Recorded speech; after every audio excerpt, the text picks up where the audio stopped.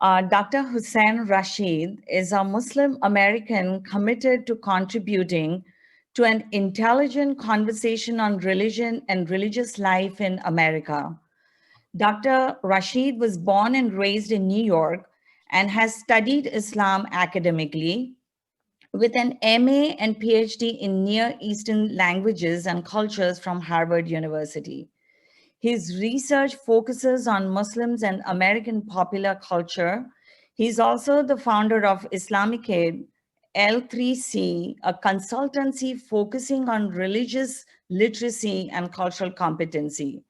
On a personal note, I can just say that I've heard Dr. Rashid speak several times, many times, in fact, and each time there's something new that I've taken out of his presentation. His presentations are always very thought-provoking. So I'm looking forward to this one as well. With that, Hussein, the floor is yours. Thank you for that wonderful introduction, Almas. As always, I'm a little bit concerned, what's the expression, don't believe the hype. But I do want to thank you for that very warm introduction. I, of course, want to thank UTA Arlington and the Aga Khan Trust for Culture Building Bridges program for inviting me here today and to spend some time with you. And just as I'm getting my presentation set up, I don't know how many of you have the chat open, but I have been teaching on Zoom for a year. I'm very comfortable using chat during presentations and really encourage you to take advantage of that space to ask questions as I go through my presentation. Although I will set aside time for questions, it's really important that you're clear on everything, and it helps me if I can see that coming up. And I've posed you a question. I'm one of 3 executive producers on a documentary on American Muslims that should, God willing, air on PBS in 2023. It'll be three and a half hours long right now. And so I'm really curious to hear your answers to question number 3 about why we should be knowing and learning this history, because I think that's something that, for a PBS audience, we can explain. How do we explain it for outside the PBS audience? So thinking about that and articulating some of those, would love to hear how you're struggling and answering with those questions. The other thing I want to acknowledge is that, of course, today is May 19th, which is Malcolm X's born day. It is Malcolm X's birthday, as well as Yuri Kochiyama's birthday. For those of you who are unfamiliar, Yuri Kochiyama was a woman of Japanese descent who worked very strongly for Asian American rights and worked very closely with Malcolm X and briefly converted to Islam in the 60s as well as an act of solidarity. So it feels appropriate that today I'm speaking to you about Muslim cultures, and you'll see where I end with this on Malcolm X's birthday. So I've been asked to speak to you today about why is the history of Muslim civilizations and cultures significant? And I think that's a really, oh, sorry, did I just stop the share? Sorry about that. Let's try that again. I think that's a really important, but a really large question to try to struggle with in the amount of time we've got. So, what I want to do is think about why history in general, and then try to put Muslims into that conversation and put Muslim civilizations into that conversation. Because I think by taking the broadest perspective, what that allows us to do is then look at the case study of Muslims, but to understand we're not just talking about Muslims in history, we're talking about all these other types of cultural flows. So for me, there are bigger methodological, bigger theoretical questions that are at play for us, but I'll be looking then at Muslims as the case study in that. But for me, it's really the larger questions. And so for me, the question of history is always, what do we know and how do we know it? I think this is something that we often get conflated, right? That history is something that happens in the past. And one of the things that I keep coming back to as somebody who does contemporary religion, contemporary religious life, is the past is always present.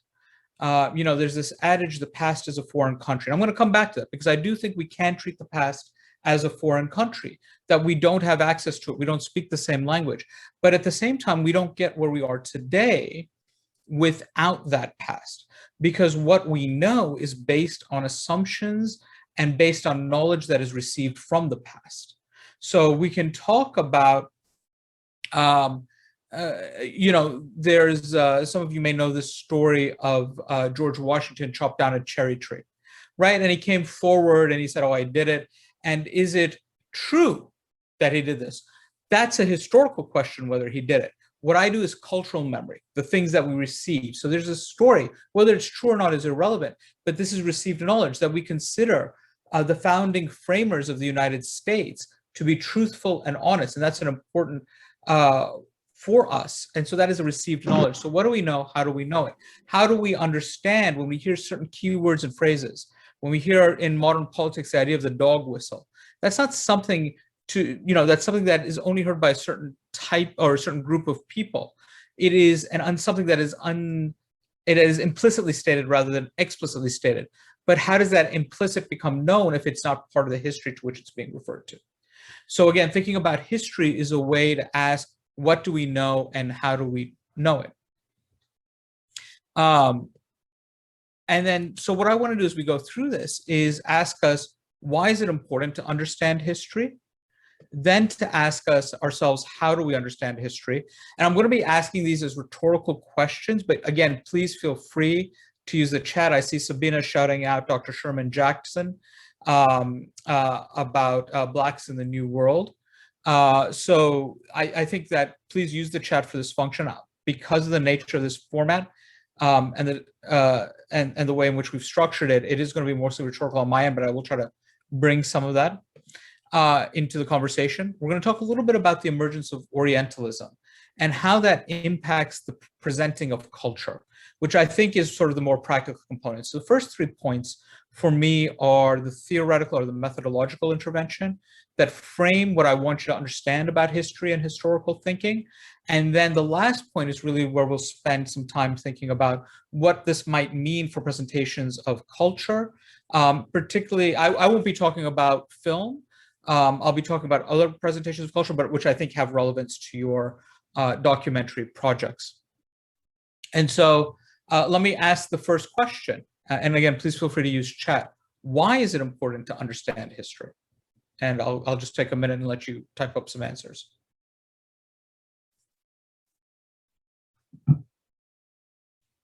And just while you're typing, Kelly, some of the enslaved Africans were Muslim when they were brought to America. That is correct. To what became the United States, anywhere between 10 and 15% of all enslaved peoples were Muslim. And they continued to be Muslim as late as the Civil War. We do have records of Union soldiers who were Muslim fighting in the Civil War. And that tradition with the Works Progress Administration in the 1930s with oral histories and Drum and Shadow, which is a Georgia writers workshop, has some great histories, oral histories of families that were Muslim and how that was recovered, if you're interested. So we have a shy group as to why it's important to understand history. Hopefully we'll break some of that ice. So the first thing is people always say is that you have to understand, when I do this in class, Fahim, history is ever changing. We are who we are because of our history, yes, but many do not know history beyond the last few generations. I would agree. And I honestly, I think in the US, I think it's even less than the last few generations. There's something called the memory hole. I think that we are very much presentist. I say this as a New Yorker, that we're very much presentist. History is something that is whatever we remember from the news most recently, which could only be up until last week. And so we tend to forget some of these things. But yes, it tells us who we are, where we come from. It's a way to learn from the past, both the good and the bad, what mistakes were made, right? This adage, you learn from you learn the past to avoid repeating the same mistakes, but also to look for the good, which is not just imitation, but thinking about, well, what were the principles that were involved and how do we create them in the modern period? To understand, Kelly, you're saying to understand traditions and customs, absolutely. To Jabari, where we have come from. Syra, to understand mistakes to improve the future, as well as as I mentioned, to understand successes. Sabina, yes, history is his story. And this question of narratives we're going to come back to. So hold on to that idea because we're definitely going to come back to that. All of these are true. All of these are important. and they're very much relevant for what we're doing today. The other thing I want to mention, just as we move forward, and the example I want to bring to your attention, is that understanding history is not about understanding a limited version of history. And I'll explain what I mean in a second. But when you understand history in a broader sense, what it does is it allows you to understand flows of ideas, flows of cultures, flows of people. And what it does is it breaks down silos that reinforce. And so as some of you have said, that Fahim, I think, that we tend to think of what's happening now as the way it's always has been, thinking about a very narrow definition of history, is to then think about, well, but how did things get the way they are? So as Kelly's talking about enslaved Muslims in the United States, do we often think about the fact that there are Muslims that were in the United States before there was a United States, right? Or do we think about the fact that when the Philippines was a colony of the United States, it was the highest percentage of Muslim citizens that the United States ever had? But nobody was ever concerned about that then.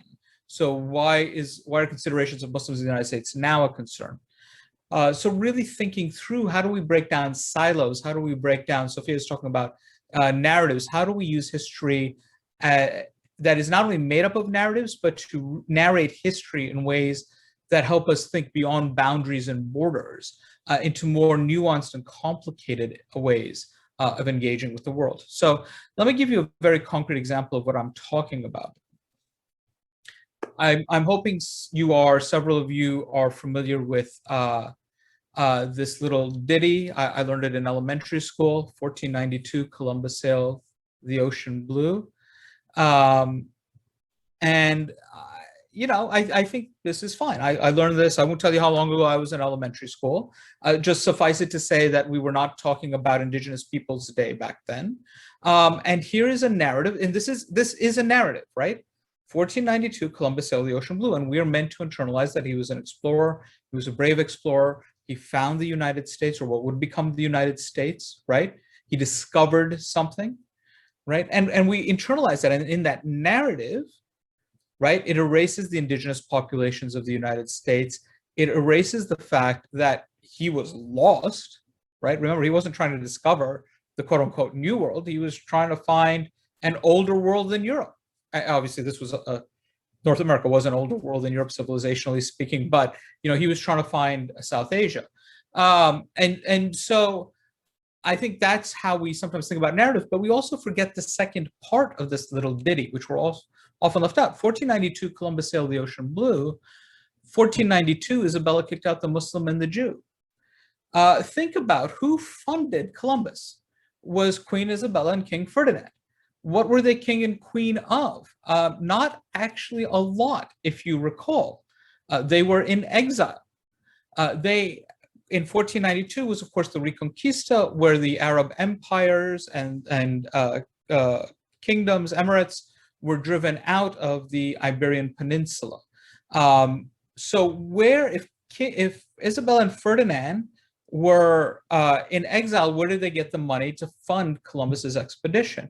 In part, it is because the Reconquista was successful, right? It is the massive displacement and expropriation of wealth from Muslim and Jewish communities in the Iberian Peninsula that enabled the funding of Columbus's expedition, right? And so if we look at Columbus's expedition from that perspective, we understand a complicated history of the presence of Muslims in Europe that stretched back for, you know, so from 750 to 1492, so for almost a span of 750 years of Muslims not just being in Europe, but also being ruling over portions of Europe. And that, of course, assumes you ignore Sicily, where there's a Muslim presence, and Eastern Europe, where there is a strong Muslim presence.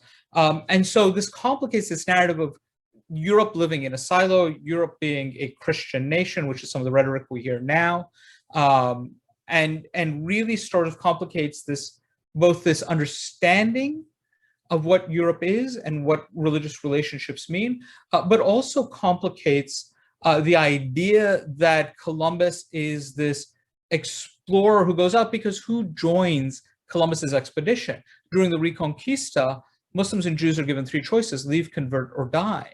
And of course, there are mass migrations out of the Iberian Peninsula into North Africa and into Eastern Europe, as well as people who are being martyred for their beliefs, as well as people who are practicing their religion in secret. But there are also people who are leaving on Columbus's ship. We do have journals of individuals who are Muslim and Jewish from Columbus's expedition that indicate that they were leaving the Iberian Peninsula and going with Columbus. So this, again, this tells us a much more complicated history than the simple 1492 Columbus sailed the ocean blue. And this is what I mean by looking at history beyond a simple narrative, an affirming narrative of what it is we already know, and asking the questions, the basic journalistic questions that many of us are taught from a young age: who, what, where, why, and how. Who went on the expedition? How did he go on the expedition? Why did he go on the expedition? Did he succeed in going on the expedition? Right? These are all questions that once we start asking, start giving us broader context of cultural flows, flows of people, cultural interactions, that then open our minds to adding nuance and complication. In other words, we can tell simple stories without simplifying stories. We can tell stories that are simple and still very nuanced and very complex, conceptually complex. And so how do we understand history? How did we get to the point where 1492 Columbus sailed the ocean blue is the base narrative from which we then have to unpack from rather than build out from, right? So how do we say, instead of 1492 Columbus sailed the ocean blue, okay, this is appropriate for a 5-year-old, what happens when you're 15 years old? How do we get to the point where that ditty is simply the thing that we will understand as history at 50 years old or 75 years old? And then it needs to be unpacked and deconstructed. And here I would point to a film called The 13th Warrior. This is a film I teach with often. If you haven't seen this movie, let me tell you a little bit about it. It is a story written by Michael Crichton. It's based on a book written by Michael Crichton called Eaters of the Dead. I think they've changed the name of the book now to match the movie. But Michael Crichton, you may recognize the name. He's the author of Jurassic Park, of the book Jurassic Park. Crichton actually writes this book, which is based in part on the poem Beowulf, and in part on a nonfiction travelogue of an Arab explorer to Northern Europe, a man by the name of Ibn Fadlan. So he sort of mashes together this historical encounter with this this wonderfully imaginative monster poem of Beowulf. I don't know how else one describes Beowulf, and especially if your only frame of reference is the horrible Angelina Jolie animated movie, which was just the Uncanny Valley run amok. But separate conversation. But in this movie, Antonio Banderas, who's on the right of your screen, plays the Ibn Fadlan character. The person on the left, the actor is Omar Sharif. He plays a man named Melchizedek, who's Ibn Fadlan's advisor. And just as a quick digression, ask yourself, what does it mean to have a Latin character play an Arab, that is Ibn Fadlan? Thank you for him for putting that in the chat. To play an Arab character, Ibn Fadlan, and then to have the Oscar-winning Arab actor Omar Sharif play a Persian who is the advisor to the Arab character. And, are all bodies truly interchangeable in Hollywood? But that's a separate conversation, just to lay it out there for you. And so what happens is Ibn Fadlan is sent from Baghdad as an ambassador to Northern Europe, and he comes across these Vikings. And I show the first about 12 to 15 minutes of this film to my students, and I asked them, I said, imagine you're Ibn Fadlan and you have to write back, I've met these Vikings. How would you describe them? And without giving away too much of the movie, if you're not going to, I wouldn't recommend watching the whole movie, but do watch these first 15 minutes to understand why I teach it. But invariably, what my students come up with is sort of the 5 basic categories of how othering happens. How do we craft an other? So what do I mean by an other? I'm going to borrow Dr. McCurdy for a second, who's going to be my foil for this, okay? If I am choosing to define who I am, right? Most people, most communities believe themselves to be good. Okay. And so the other are ways in which do not possess those categories that we consider to be good. Okay. So we create these categories. Now, before we get there, how do I know who I am? I cannot know who I am absent somebody else, right?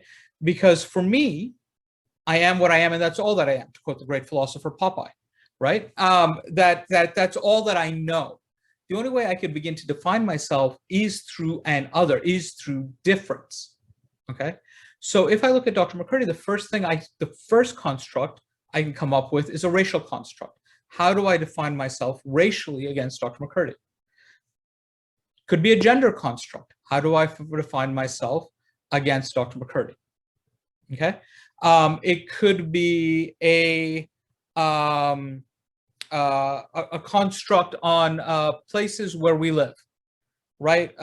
New York, which is where I'm at, versus Texas, right?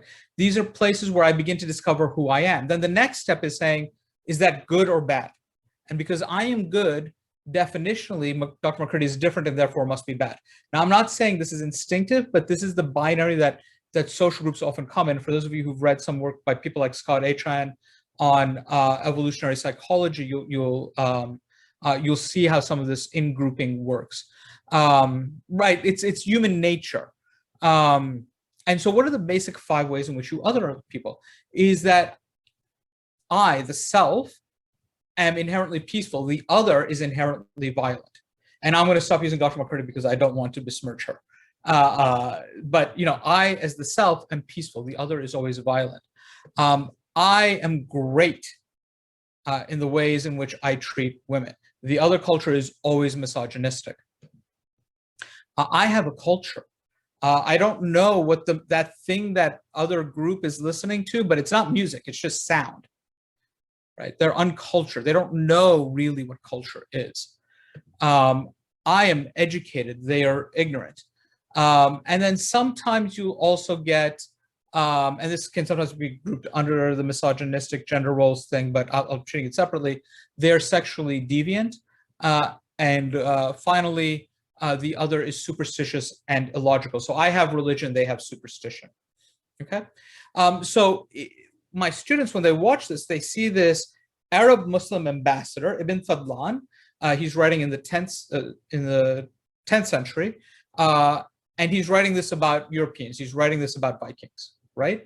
And so the follow-up question is, if you look at this list, isn't this the ways in which we talk about Muslims today? You simply have to turn on the news, watch NCIS or Law and Order, and you will get 3 out of 4 of these every episode, right? How do we go from, in 1,000 years, from Muslims writing about Europeans this way to Europeans and Americans talking about Muslims in this way, right? And here we start talking then about questions of power and who narrates and who, right, exactly, Neil. It's a shift in power dynamics. Who writes the story? Who narrates that story? How is that story narrated? And to whom are you attempting to convey issues? And again, if you look at this list, you'll see this doesn't just apply to Muslims, right? This is 2021, in the last 6 years, very explicitly, we have had national politicians, forget at the local level, but national politicians and media personalities go through how Black people are inherently violent, Latinos are sexually deviant, the LGBTQ community is dirty. Sorry, dirty is missing from here, but is also ignorant and sexually deviant. So you can see how this works in a variety of different communities as well. This again isn't just Muslims. And I found this great cartoon online. Some of you may have seen it. All right, Our Blessed Homeland, where we talk about our glorious leader, our great religion, our noble populace, our heroic adventurers, and their barbarous waste with their wicked despot, their primitive superstition, their backward savages, and their brutish invaders, right? But to the Martian, and this is the challenge I always throw out to my students, to the Martian who comes down there, is this true? Is this empirically true? Or are we ultimately, do we all have our own glorious leaders or our own wicked despots, depending where you sit on the equation. Leah, this is applied to immigrants recently. I would argue even more than recently. I mean, one just has to watch Hamilton and see what happens in Hamilton. But yes, to immigrants, absolutely. And so really thinking about how we define the other, but also how defining the other is an act of defining self, right? So as we tell these stories, why is this important for us to understand? What are the frameworks and what is the historical precursor that we're walking in with, right? What do we know and how do we know it and how is that coming into play? And so for that, I want to turn to the idea of Orientalism. Now, before I do that, can I just get a quick, I can't see everybody's video while I'm sharing my screen. So are people familiar, you use chat, are people familiar with the idea of Orientalism as, as articulated by Edward Said?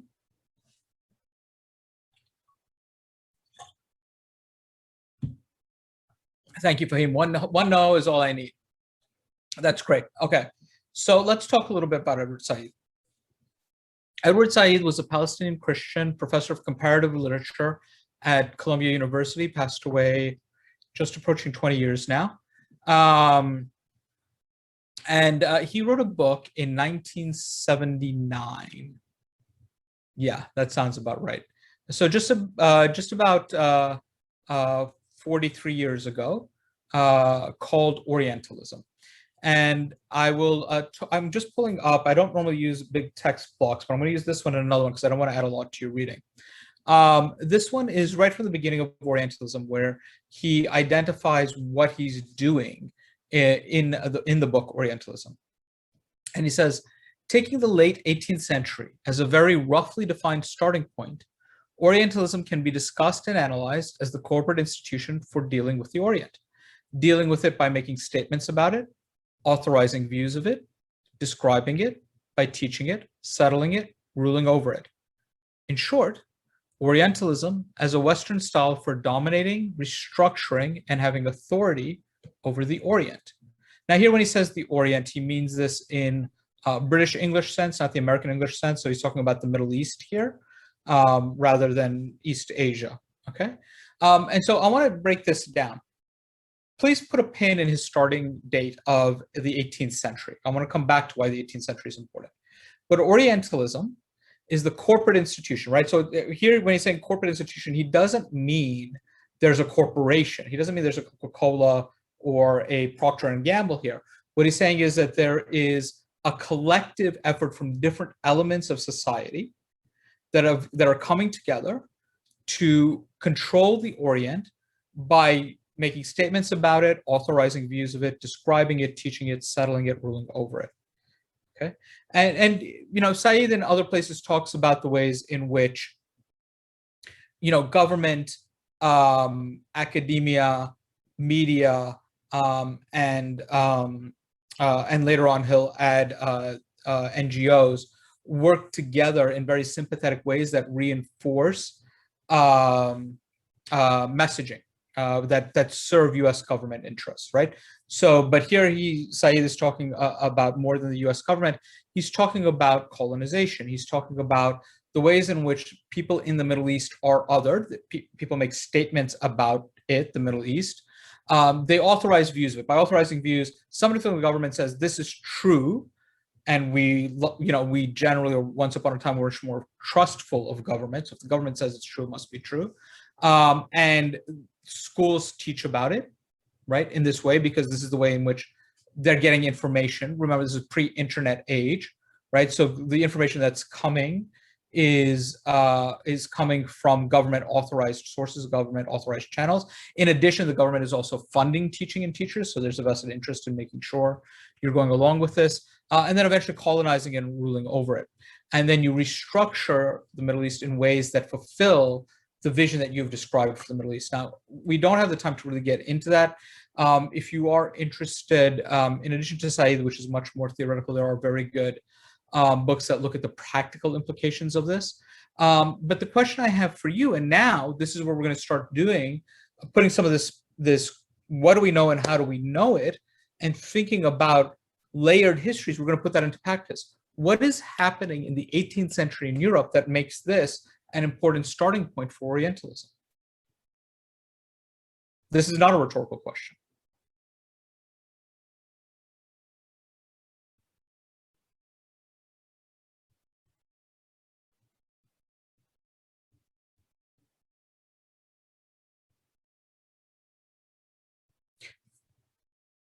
Imperial agendas are ramping up. Yes, thank you, Dr. McCurdy, but why? Why are they ramping up?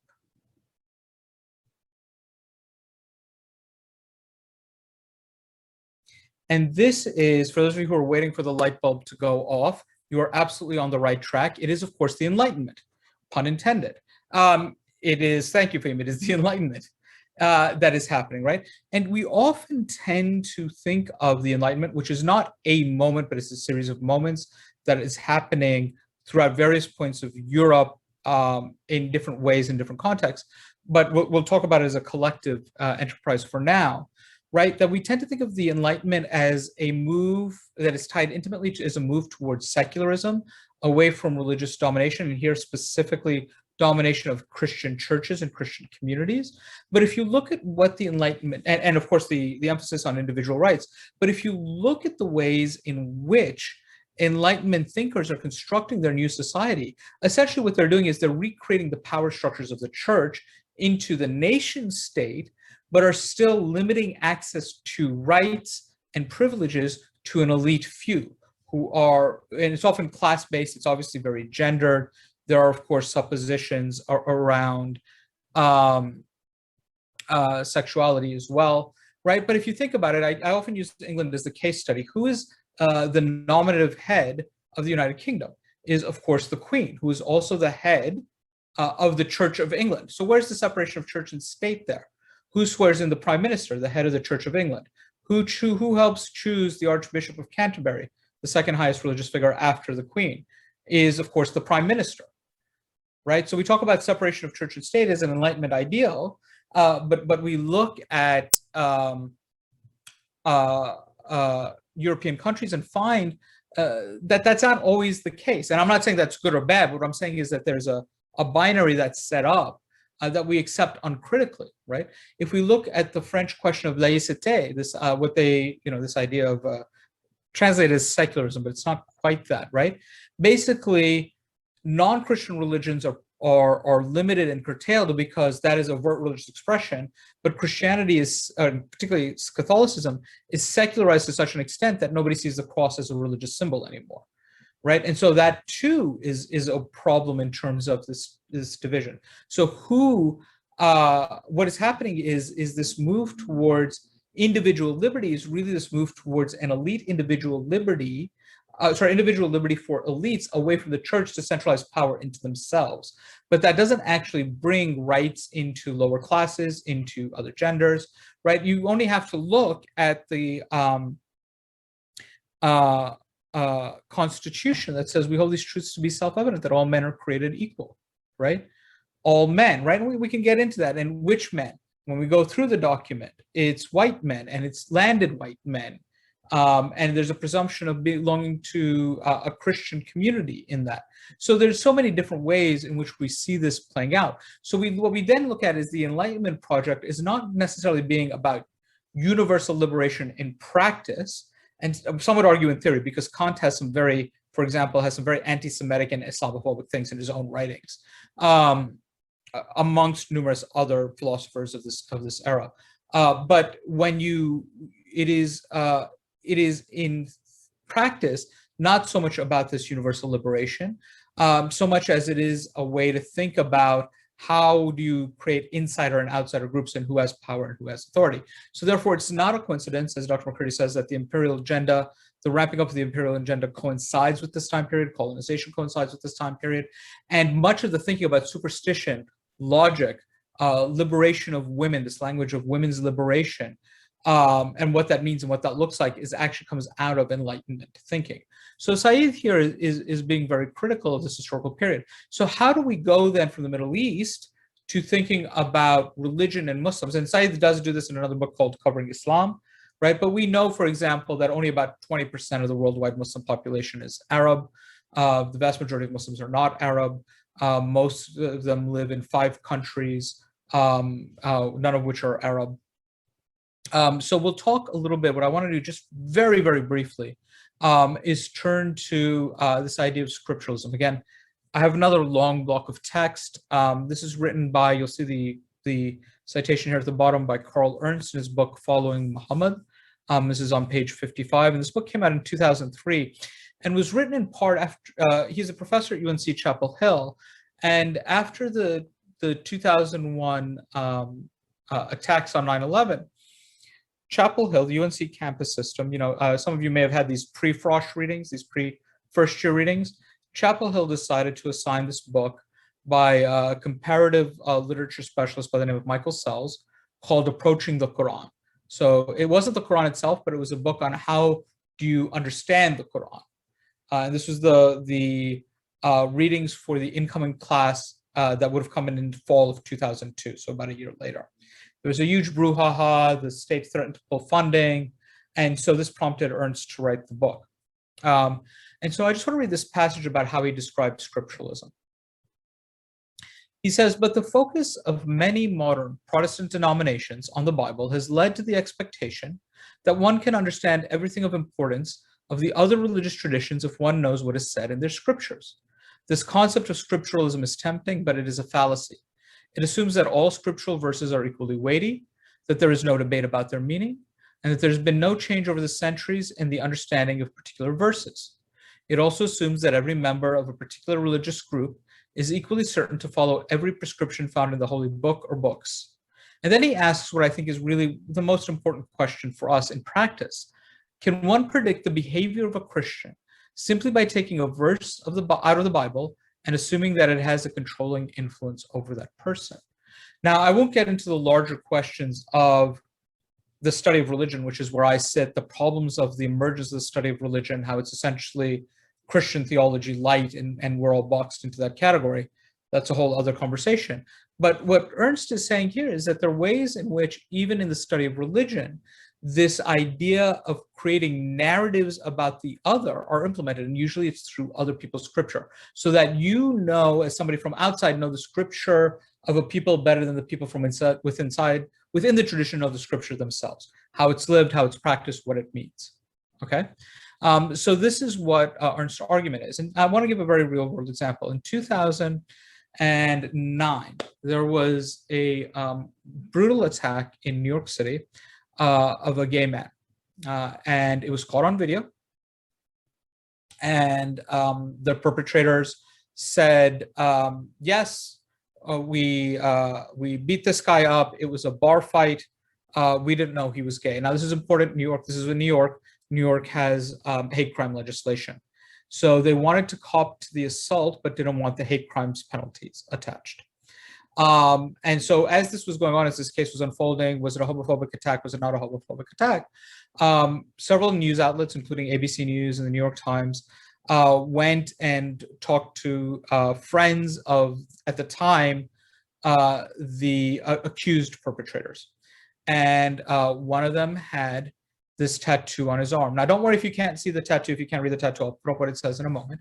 But he had this tattoo on his arm. Okay, and he said, "I'm a good friend of the accused perpetrators.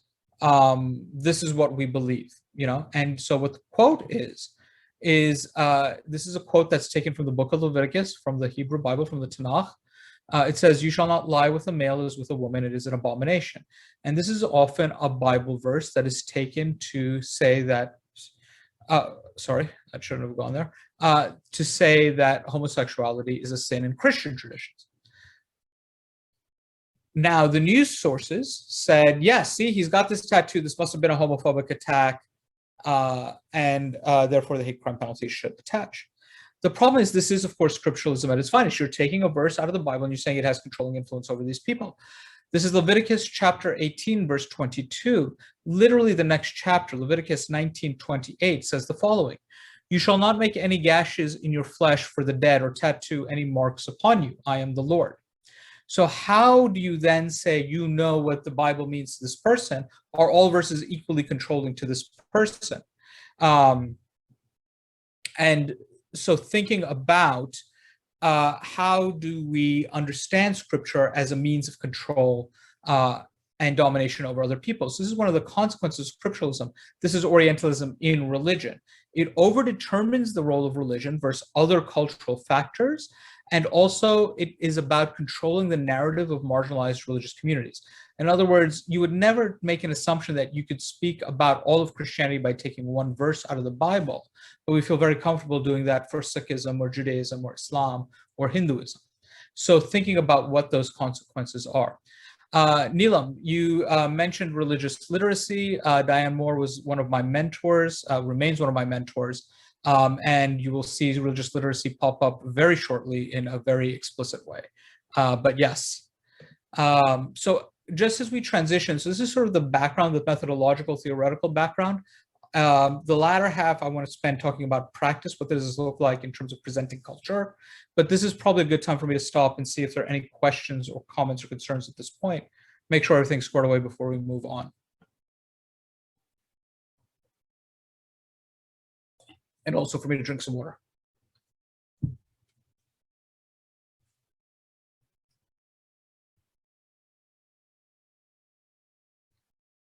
I'm spoiled by iMessage where I can see the 3 dots and I know somebody's typing.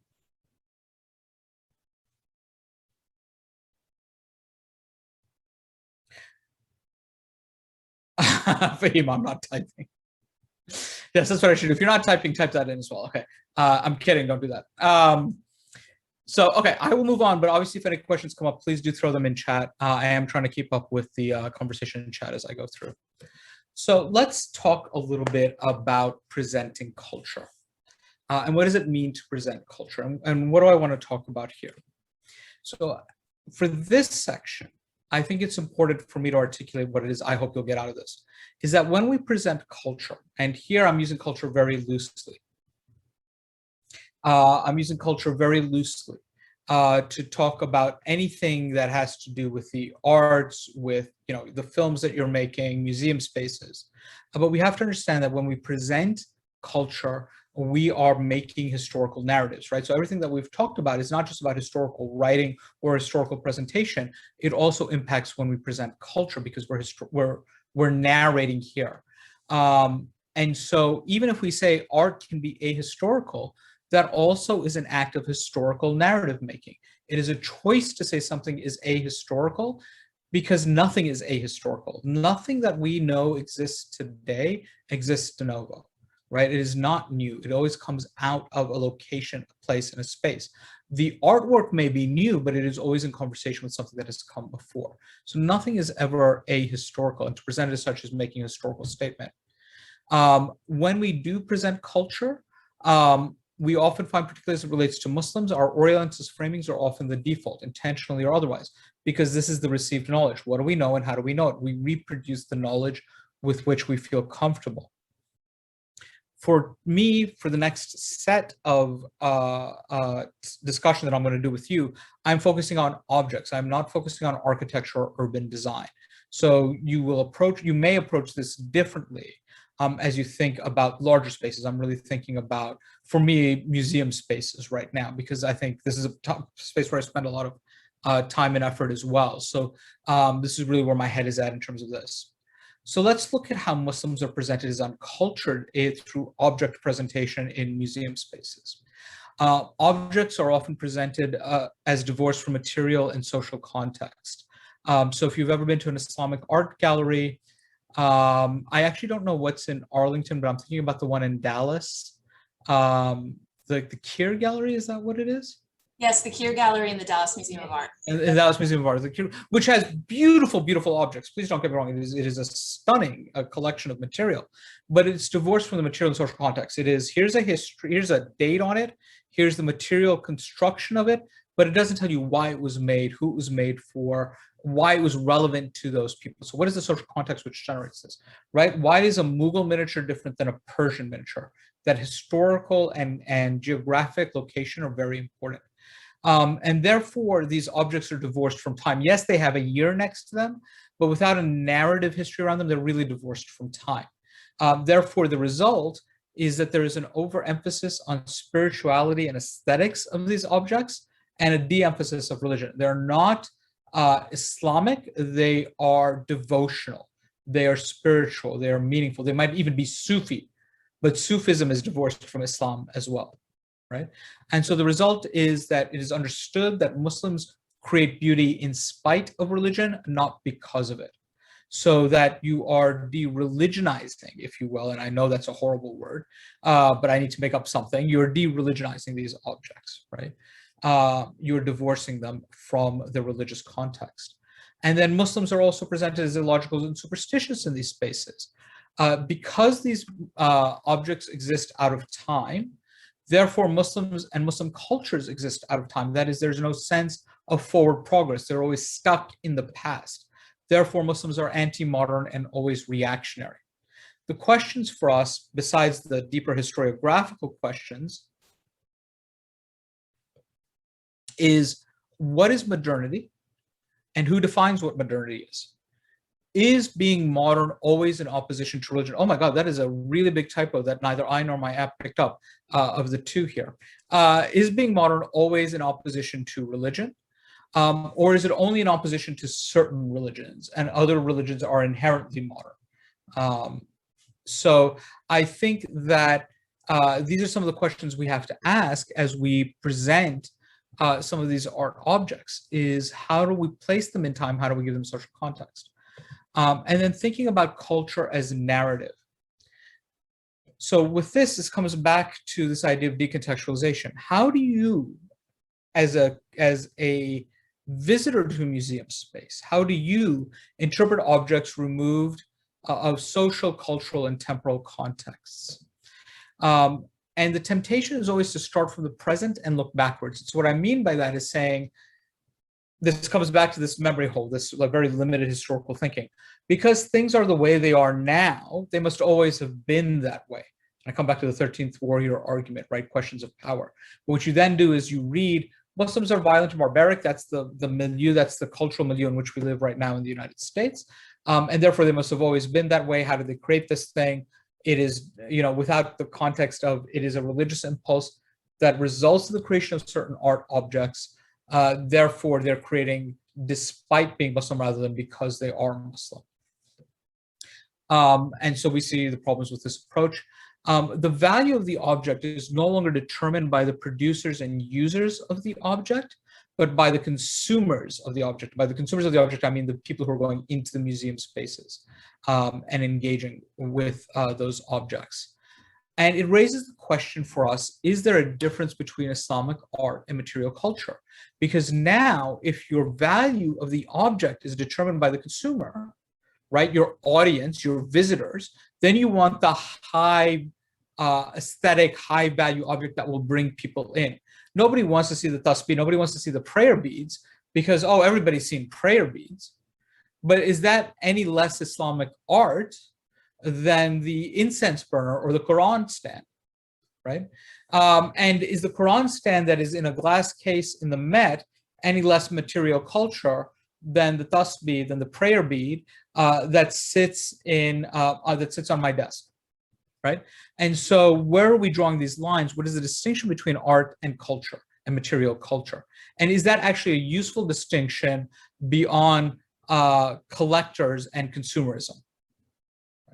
So where's the methodological shift? Because I don't want to end on a down note. For me, there has to be, and there is, not there has to be, there is a methodological shift. Neelam, this is where we're going to talk a little bit very briefly about religious literacy, is what that religious literacy asks us to do is to think about historical and social context, to allow Muslims to speak for themselves and to situate those Muslims. In other words, one Muslim cannot speak for 1.4 billion Muslims in all times and places, but to situate that Muslim, what they're saying, why it's important and why it's relevant. And the more voices you have, the more diverse of voices you have, the more complete picture you can involve, right? And then question power in this. Who is telling the story? Why are they telling the story? What is the advantage of telling the stories in those ways? And finally, it is interdisciplinary. So you're not looking at only one particular lens. You're not looking simply at the art historical or the historical or the sociological, but you're looking at all of these together at the same time. And then within art history, Wendy Shaw, you read, I think one of her articles was assigned to you, but her new book on what is Islamic art is phenomenal if you want to read it.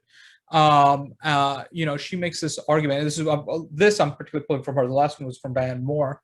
Oh, sorry, Dr. McCurdy, do you have the book? Is that what you were waving? Yes, thank you. It is a fantastic book, very readable, highly recommend it. She argues about a shift from the object to the subject, again, paralleling religious literacy. So we're not talking about the value of the object without talking about the value of the object to the people who created and used it, right? So it's not me as the visitor to the museum to determine the value. It is up to the people who use the object or for whom it was designed to talk about it. And the questions we ask are, who uses these objects, how, where, when? So these all become part of the process of understanding these objects. And it is also, like religious literacy, interdisciplinary. Neelam, your question about where is the line between culture and art. I am not enough of an art person to make a distinction. Again, I'm coming at this from a museological perspective. And my experience is working with museums. And I think there's a very artificial distinction between art and material culture. Material culture is often sort of the low-class things that people aren't going to necessarily come in and look for. They're not going to pay the good money to see. The art is the ooh-ah factor, right? Or what commands a price on Sotheby's and eBay, the auction houses of the world. And somebody's going to get on my case for mentioning eBay with Sotheby's. But, I found very nice Fatimid objects on eBay, which I have in my collection. So what is a responsible representation? And Dr. McCurdy, thank you for dropping the books in chat. I appreciate it. What does a possible system of responsible presentation look like? And I think that's where I want to end, because that'll hopefully help you think about what you're doing for your project. Is a responsible presentation should be contextual, right? Time, space, usage, thinking about it in a multidisciplinary way. And it respects and centers people, right? We cannot decenter people from the role of objects, because a person had to make it. It had to be made for a person. It had to be used by a person or potentially used by a person. Where are the people in this equation? So what would this look like in practice? And so here you see an image of Masjid Malcolm Shabazz, named after Malcolm X. Again, as we started, it is his born day today. This is on Malcolm X Boulevard. New York City. This is right around the corner from the house where I live. That is not my building in the background. I'm the building behind. I can't afford that building. But this is Malcolm Shabazz. So if you were to imagine this space as your building, right? And again, I'm not here to talk about buildings, but imagine what is happening in that building. How do you create your presentation? Is your space is the building. What happens in that space? What are the sounds that come from that space? What are the sounds that surround that space? When we think about objects, what is used in that space? How are those things used? What is brought into that space? What is taken out of that space? What objects live there and also live at home? And does their functions, their purpose, their usages differ? Right? Do they travel out of public spaces, but not, or travel into and out of public spaces, but not into or out of private spaces? Right? So thinking about the life of objects, because there are people who are using these objects and living with them. The smells. What are the smells in this space? What are the smells around this space? What are the tastes of this space? Are there foods involved inside or around this space? How is that part of what happens in the space? And then finally, what are the routes? How do people move in a space? How do they move inside this masjid? What does that tell us? How do they move to and from that space? What does that tell us? Are there connected spaces? So if we look at this space as a masjid, as a mosque, down the block going west about one more block is Market Malcolm Shabazz, the open air market in Harlem, right? That sells religious items, that sells Black beauty products, that says, because this is also a very strong Senegalese neighborhood, Senegalese cultural items, right? Are there, bean pies, Kelly. Bean pies, not so much on this block, up about 5 blocks, but where the Nation of Islam temple is, which is about 5 blocks up, it is some of the best bean pies in the city. But Right? Food is an important part. Are there routes? Do people go to the market before or after going to the mosque? After Friday prayers, are they going up to get the bean pies? Or are they stopping at the halal truck on the corner? What are the smells around that? What is the relationship with the Nation of Islam temple that is literally 5 blocks up? Or the Allah school in Mecca of the 5 percenters, which is also about 10 blocks up, right? What are the routes? How do people move? How do they interact? What are their relationships, right? And so this is what then when we start talking about responsible presentation is when you start putting people in the middle, is then what are people doing in these spaces? And what that allows us to do then is to deepen the meaning and the history and the context of the space and the objects and the other cultural elements that go around that. So I'm being warned, and this is good, I'm at the end of my time. I am being warned that I've hit my time, but maybe we can, if there's any big one burning question, otherwise I'll turn it over back to our organizers.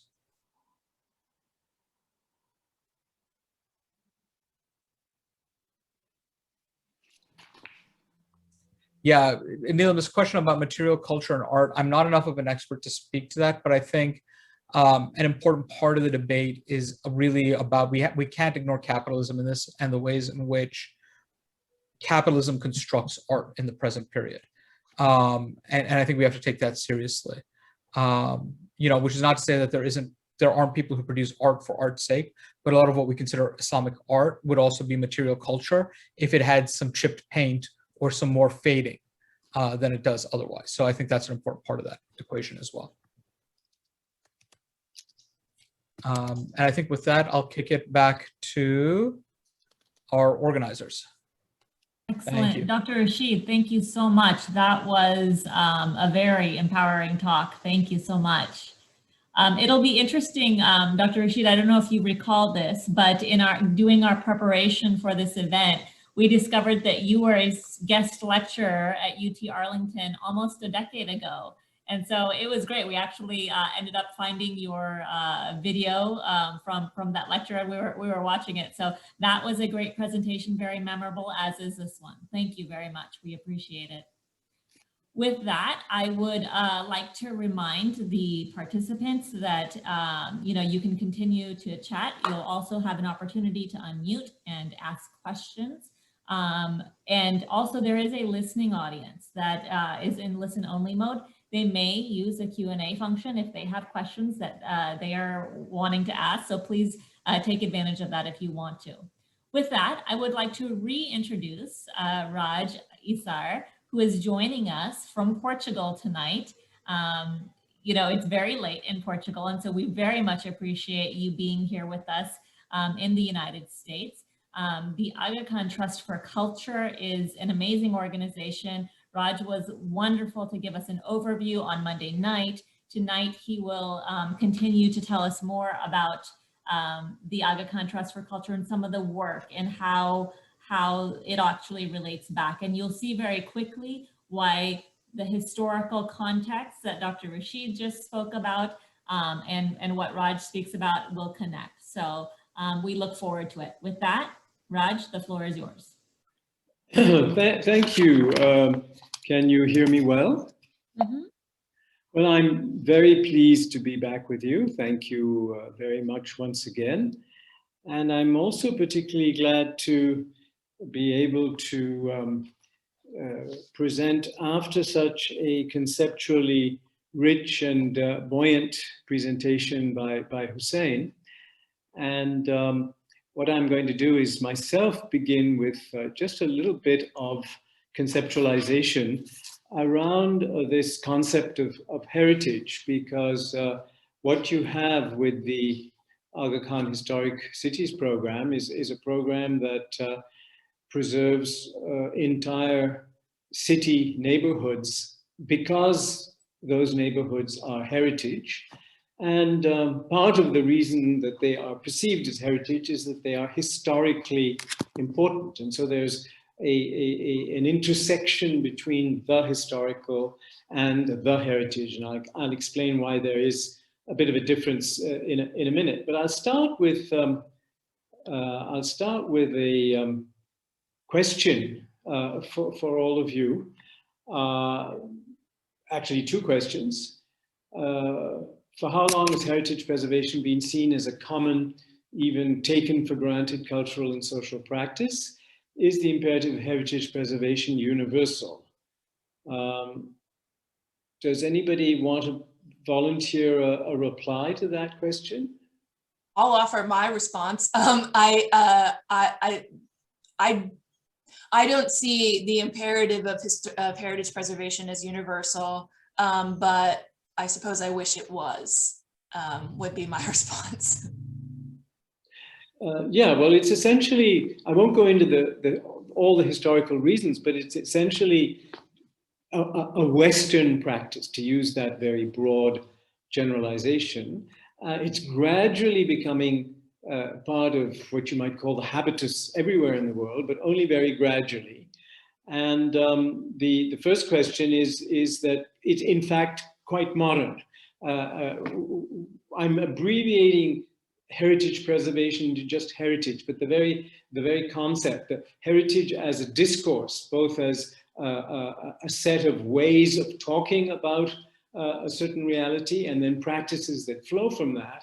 And it's clear to cultural historians that till the late 18th century, and even a bit later, for everybody, everywhere, the past was seen as being very much like the present, as it remains for many even today. So the past was not yet a foreign country. And that phrase, the past is a foreign country, semicolon, they do things differently there, that comes from a book by the British writer L.P. Hartley. And that notion has been used by the cultural historian David Lowenthal in a thick book called The Past is a Foreign Country, analyzing heritage preservation and practice. So it's only in the 19th century that preserving material traces of past cultures evolves from being a rare elite pursuit of people who were known in the 18th century as antiquarians into a set of collective agendas, especially national ones. And the idea of heritage is first and foremost linked to an idea of the nation. And when you think of nations, just look at some of these dates. France only gets an organization that looks after French heritage in 1914. In the UK, it's a bit earlier, in 1895. And interestingly enough, in the logic of Orientalism, the British established an organization in India called the Archaeological Survey of India in 1861. But that was completely in a responding to an Orientalist imperative of knowing what we have. We want to pin down what is in this great country that we have occupied, hence the name Archaeological Survey. And then I come to the USA, where there is a National Park Service since 1916, but the National Trust for Historic Preservation is established only in 1949.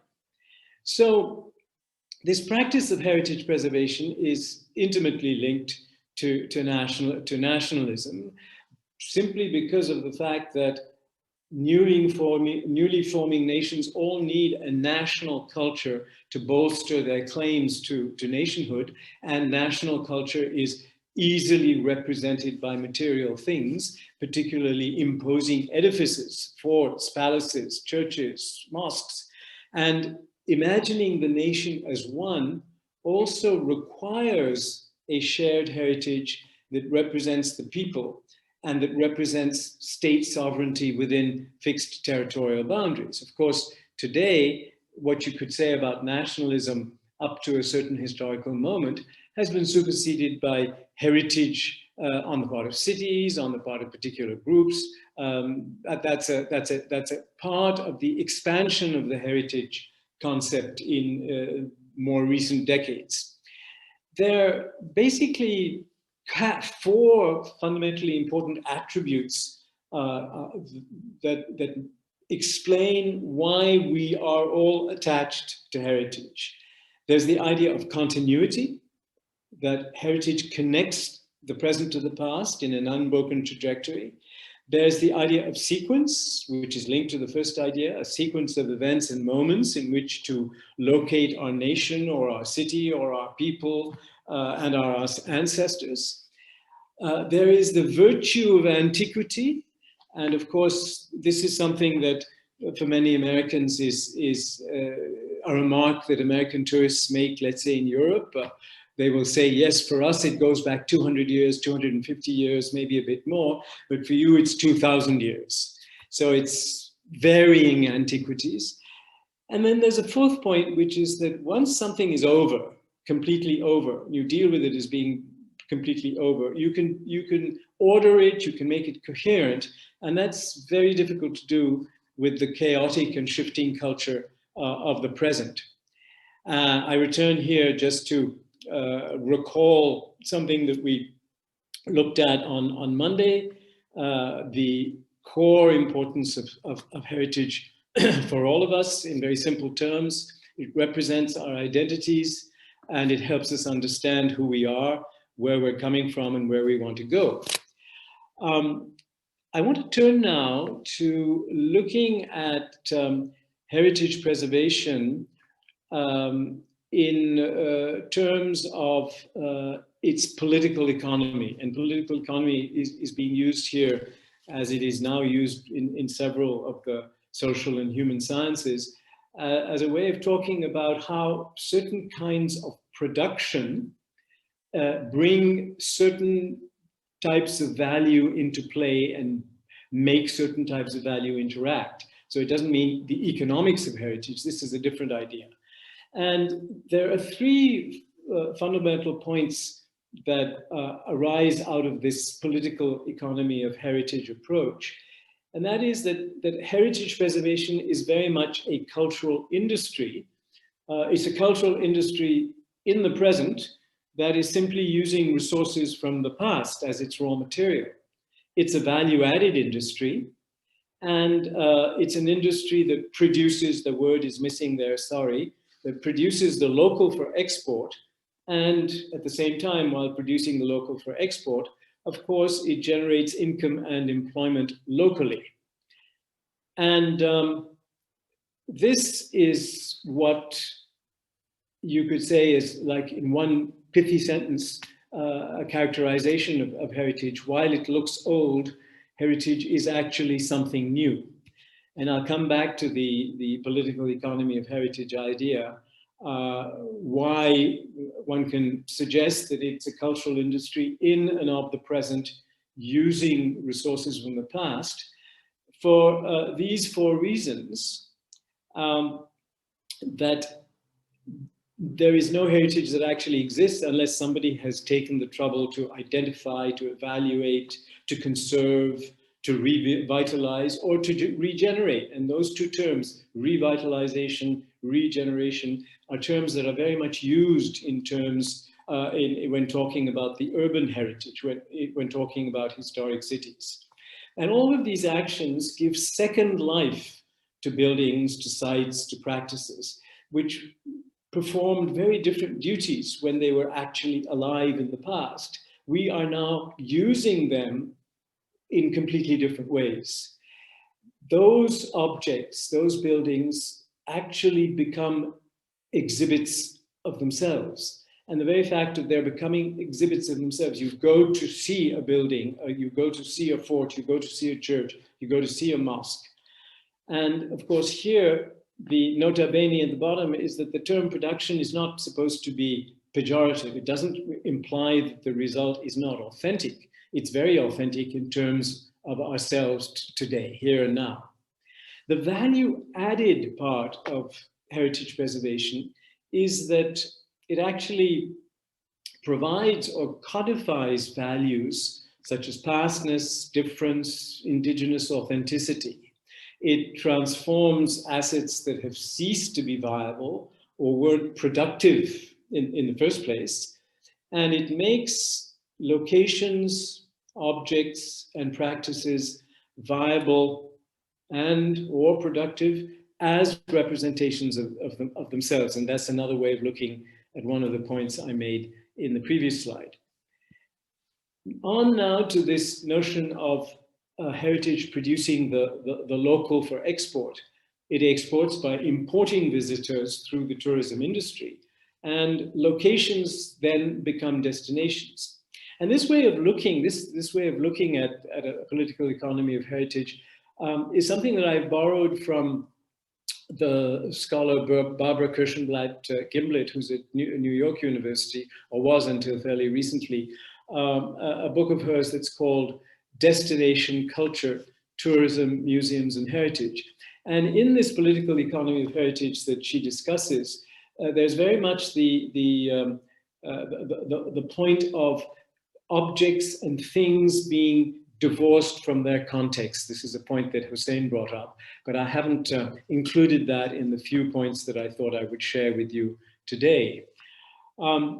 Another way of understanding the power of heritage, both as a construct and as a reality, you can find in these two sentences. Heritage is made, not found. I think by now, after what I've shared with you, you'll get what Laura Jane Smith is the point that she's trying to make.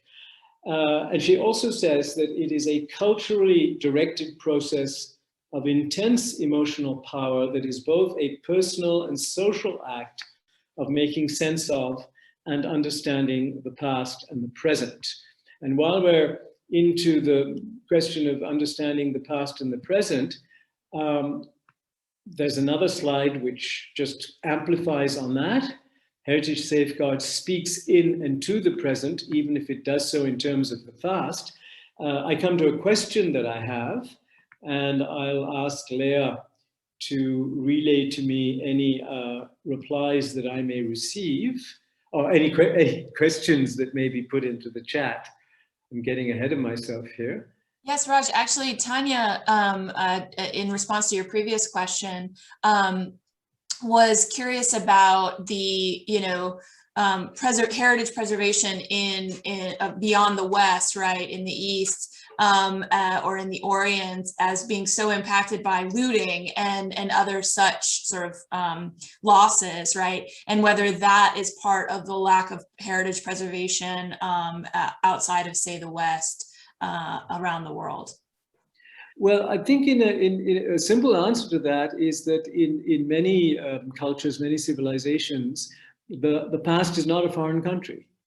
The past isn't over. I mean, that's also something that exists. Well, pretty much everywhere. That you have people who are simply not prepared. They are not ready for the idea that something old has a value in itself precisely because it is old. If it's old, it can't be good. What's good is what's modern, contemporary, Western. So it's basically, that's still very powerful in different parts of the world. And these are sort of globalizing trends. Yes. Hussein mentions, the past isn't over for in that sort of mindset. Exactly. But has anybody responded to this question? Are the study of history and heritage preservation identical or at least similar practices? I haven't seen any. Okay. I'll go on.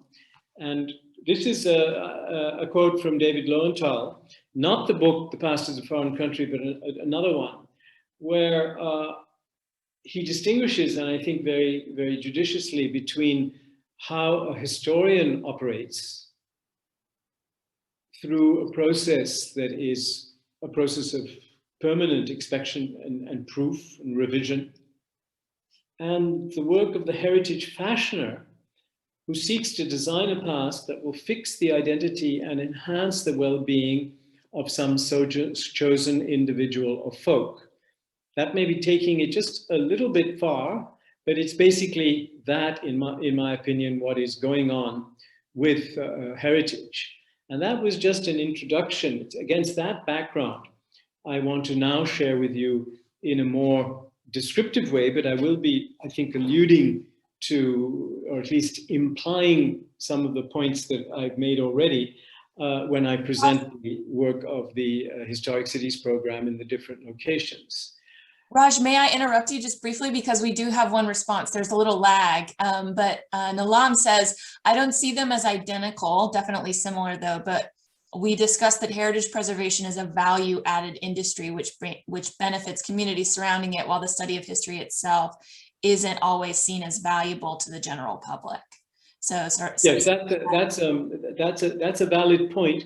Absolutely. But my emphasis was more on the what do we know and how do we know, the epistemological differences between the practice of history, historical scholarship, and heritage making.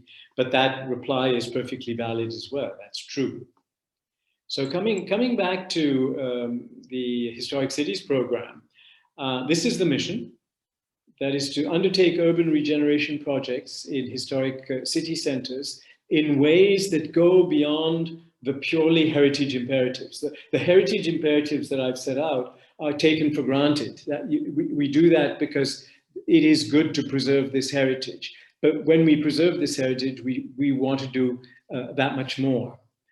And I'll just bring up again a couple of slides that I used on Monday that characterize the program, the social, economic, and cultural development, the improving the quality of life, and the creation of a critical mass of socioeconomic initiatives and around and together with the core activity, which is heritage preservation, which implies that typical AKHCP projects involve conservation of heritage, to be sure, but also things like water and sanitation, education and health, women's empowerment, open spaces and infrastructure, parks and gardens, as we will see. The first projects of the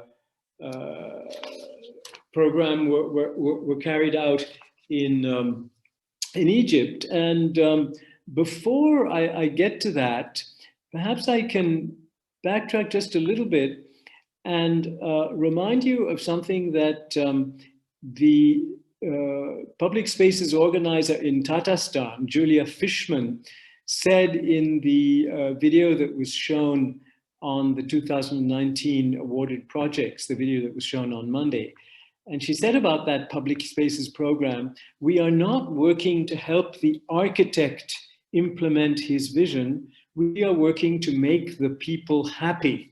Now, implicit in this idea of making people happy is the idea of designing buildings and spaces whose structures, configurations are appropriate to the local context and to the local traditions. And this idea can be extended to the restoration of old buildings and their reuse for today.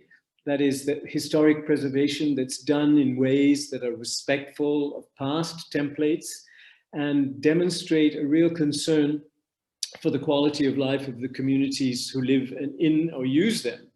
And since this was a way of seeing that was part of the work of the award right from its first cycle in 1980, it gradually came to the present, it gradually occurred to His Highness that because this theme was running through the work of the award, it could also be a challenge to try and restore historic buildings and urban neighborhoods in the Muslim world in the same spirit.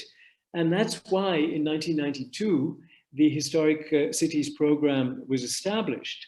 And so building on some of the learnings from the work of the award, the program would become a series of interventions on the ground, interventions that would restore and revitalize urban heritage for and with the communities that live in them today. It started in Cairo, it went on to Zanzibar, India, Pakistan, Afghanistan, Mali, Tajikistan, Kyrgyzstan, and Malaysia. And I'm not going to be able to show you examples from all of those places, but just some of them. So let me go on, and I'm going to show you several slides that deal with the Al-Azhar Park in Cairo. Just get back to those two. And I'll go on to this slide, which is a little out of date, but it gives you a certain number of factual data there that are characteristic of the program. And let me just say a little bit about the park that you see here on the left. This is in the early years. Now all the trees have grown, and so it's a very different view. It's a view that's much more like the view on the right. The park now attracts nearly 2 million visitors a year, and it not only generates enough funds for its own maintenance through gate and restaurant receipts, but has also proven to be a powerful catalyst for urban renewal in the neighboring district of Darb al-Ahmar. The park was inaugurated in March 2005. It was a gift of the Aga Khan to Egypt, to Cairo, to the city of Cairo, which at the time of the inauguration had a population of 17 million, with one of the lowest ratios of green space to urban population in the entire world. And the way this project was carried out has actually become a case study for creative solutions to the spectrum of challenges that face historic cities, including ecological rehabilitation, because the project actually faced a whole range of complex technical issues, including highly saline soil, the incorporation already within the park of 3 large freshwater reservoirs for the city of Cairo, the clearing of 500 years of landfill and debris, because that site was actually basically a garbage dump for the city. It was a massive task of excavation involving 1.5 million cubic meters of rubble and soil, about 80,000 truckloads, it's been estimated. There were huge horticultural challenges. Specialized nurseries had to be created to identify and grow the best plants and trees for the soil, terrain, and climate. And in the end, over 2 million plants and trees were planted.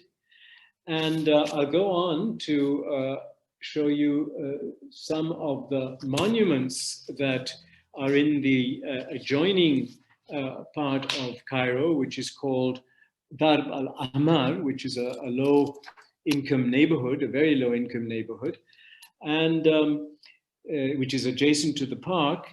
And that's where a number of job training and employment was opportunities were offered in different sectors of activity, such as shoemaking, furniture making, tourist goods production, apprenticeships for automobile electronics, mobile telephones, computers, masonry, carpentry, and office skills. Microcredit loans enabled residents to open small businesses such as carpentry shops and dry cleaning. Hundreds of young men and women in the neighborhood found work in the park, in horticulture, and on project teams restoring some of the monuments. Landmark buildings such as this one, the Khairebek complex, that encompasses a 13th century palace, a mosque, and an Ottoman house, were restored in the spirit of adaptive reuse and started to house a clinic and a school. Another building, which I think is on the next slide. Yes, this is the Darb Shoghlan school building. It used to be just a shell without a roof or floors.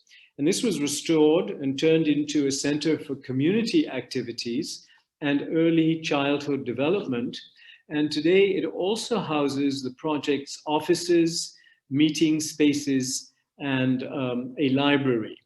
So all in all, this project in Cairo really demonstrated that there is an alternative to the traditional remedies when you have a historic neighborhood that's in decline. And those traditional remedies were either to isolate the monuments, make them safe by removing the local population and putting them somewhere else, moving them to other neighborhoods, or simply accepting a laissez-faire stance, which basically allowed commercial developers to set the priorities, leading to a process of gentrification, which achieved the same result. In the end, the local people were forced out. Residents are displaced. And in the approach of the Historic Cities program, the whole challenge is to stimulate rehabilitation, to rehabilitate, but without displacing residents, and by trying as much as possible to ensure that they have a direct stake in the future of their community by helping them with home loans, as I already mentioned, but also helping creating viable businesses through the provision of microcredit. And so this project in Cairo was actually the pilot for other HCP, Historic Cities Program projects elsewhere. And the way in which the park and the neighborhood, and in fact, in all of these projects, when it's possible, it's very important for the program to be able to have a great building, a great historical monument, but adjacent to the monument, a community whose uplift becomes part and parcel of the project. I'm going to move on just to give you another glimpse at the fact sheet, as it were, of the preservation of this area. And here, I just want to draw your attention to the donors column in the middle there. And that is that the proportion now of funds that are used by the Historic Cities program and that come from the budget of the imamate, that is the Ismaili community, is now much lower, only about 40%, and 60% of the funding is coming from outside donors, and you see the list there, including, for example, the Ford Foundation, who are so impressed by the approach of the Historic Cities program that they feel that putting money into the work of the trust is a safe investment. I'm going to continue now with India, and this is where in a minute Nahid will be sharing a video with you. But there's a range of projects in India, beginning with the most spectacular, which is the tomb of the second Mughal Emperor Humayun, which is the most beautiful historic monument in Delhi. And this is another view of the tomb. This is a view of the tomb itself. The other historical buildings, mainly tombs in the area, because it was an area used by the court and the imperial family in the 16th century. And this is the local community, which was practically a slum, which is known as Nizamuddin Basti, or Nizamuddin neighborhood. And this is where we will see the film. So I'm going to stop the sharing and over to you, Nahid.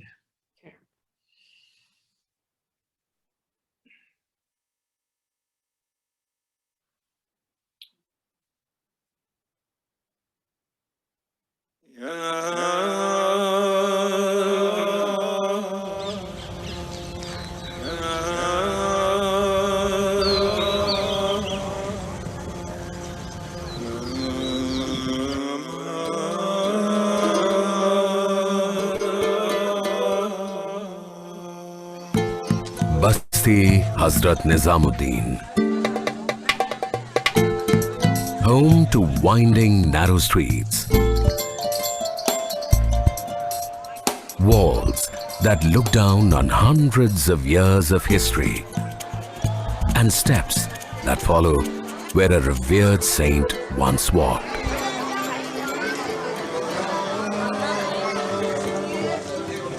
This is the living, beating heart of Delhi, the national capital of India.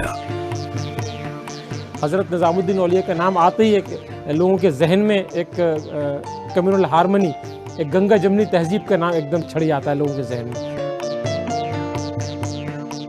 This living example of India's pluralist culture and heritage is a natural home for the Aga Khan Trust for Culture, whose focus is always the physical, social, cultural and economic revitalization of communities in the developing world.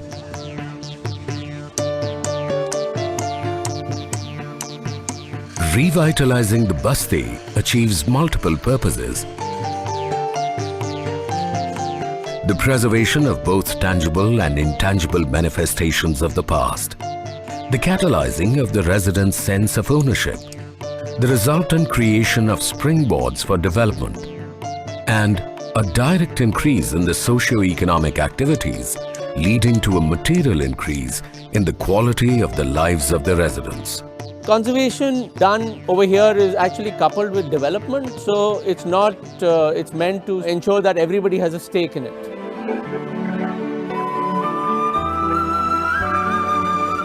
To begin with, the AKTC began to work with and in the community for the conservation of several of the monuments here.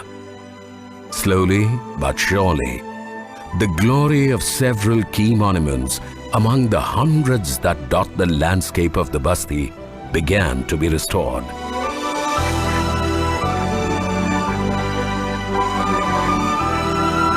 Restoring these glorious representations of the past and living history has a relatable effect on how residents living in their vicinity begin to see and feel about themselves.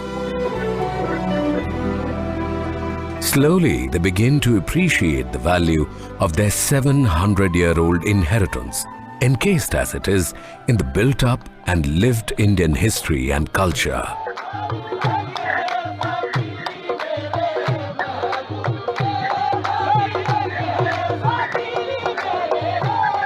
For this is the birthplace of the Qawwali and the final resting place of Khusro, Ghalib and Rahim, shining jewels in the Indian crown.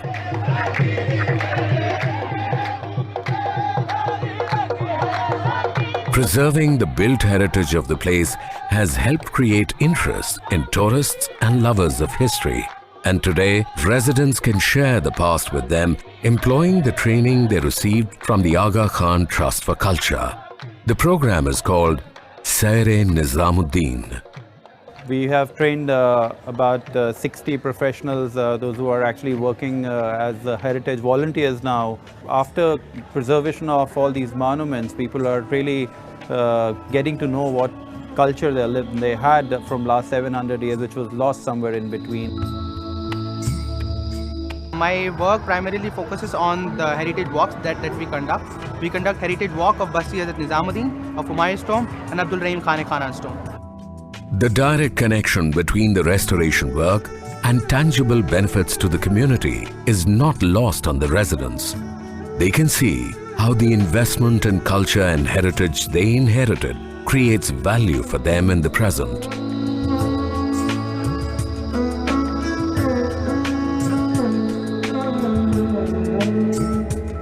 As a result, they become more receptive to the new avenues for progress and social change the AKTC opens for them.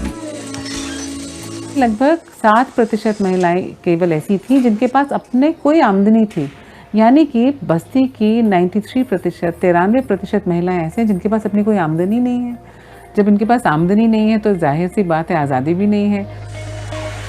Things are different now. Even among the women coming from traditionally conservative families, there is a realization that they have a capacity to contribute to the family and the community. This increased confidence has helped the SAG set up businesses, which help them increase their incomes and helps reclaim arts that were dying out. For instance, Zaika, which resurrects Basti cooking from the days of yore, bringing it into the present day. जायका first nutritious snacks बनाता है, second chicken biryani, korma वगैरह जो special Nizamuddin special होता है वो बनाता है। Or Insha-e-Noor, where women train in the art of paper cutting called Sanji, or learn expert needlework called Zardozi. In the Sanji work the women undertake, we can see the visible echoes of motifs and patterns from the buildings restored by the AKTC. इंशा-ए-नूर में हमारे 100 member हैं। बहुत मज़ा आता है घर से बाहर निकलकर, थोड़ी हमारे अंदर कॉन्फिडेंस भी आ गया, तेजी भी आ गई है। This energy, so wonderfully expressed in the words Shaheen used, best finds expression during the Apni Basti Mela, held every November, when visitors can experience the proud heritage and culture of the Basti through activities, music, food and more.